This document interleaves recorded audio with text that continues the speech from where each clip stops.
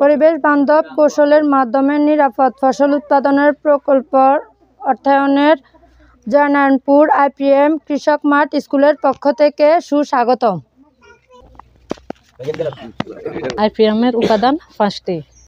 1.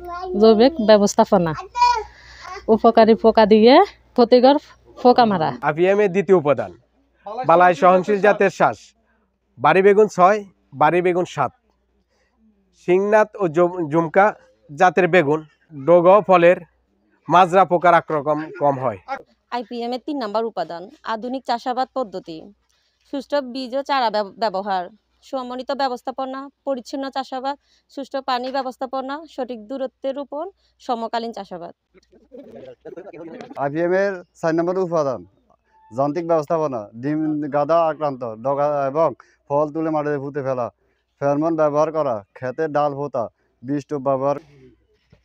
আইপিএমের 5 নম্বর উপাদান বালাইনাশকের যুক্তিসঙ্গত ব্যবহার, সঠিক বালাইনাশকের সঠিক মাত্রায়, সঠিক পদ্ধতিতে ও সঠিক সময়ে প্রয়োগ করা।